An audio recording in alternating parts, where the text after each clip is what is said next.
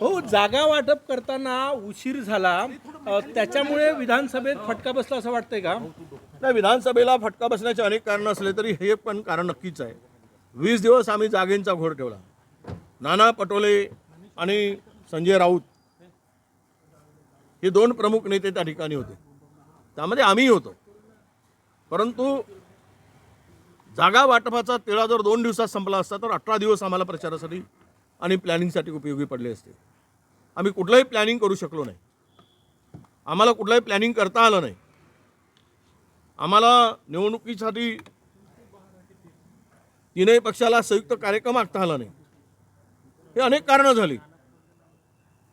त्यामुळं मला वाटतं हे एक मुख्य कारण आहे की जागा वाटपांचा घोळ आणि घालवलेला वेळ याचाही फटका नक्की बसलेला आहे. हो, सर, थांबणार आहे. याच्यात शंका येत आहे का काय, असं वाटतंय का ह्या सगळ्या जागा वाटपाच्या याच्यात? नाही, मी म्हणतो ना, खरं म्हणजे हे कदाचित प्लॅनिंग आहे का? इतका वाढवलेला, इतके जो वेळ वाया घालवला. बैठकीची वेळ 11 वाजता, यायचं 2 वाजता. अनेक नेते उशिरा येत होते. त्यामध्ये मी कोणाचं नाव घेणार नाही. आणि यामुळं हा बैठकांचा वेळ लांबत गेला. एकेका जागेवरून वारंवार त्या गोष्टी होत गेल्या. कदाचित महाराष्ट्रामध्ये ही जर महाविकास आघाडीची जागेचा घोळ 2 दिवसात संपला असता तर आम्हाला, कारण 20 दिवस या जागा वाटपामध्ये आमचे पूर्ण गेले,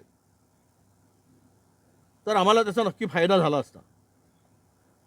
परंतु यामध्ये वेळ घालवण्यामध्ये कुठं काही षडयंत्र प्लॅनिंग होतं का, अशी शंका घेण्यास हरकत नाही. हो, थँक्यू भाऊ.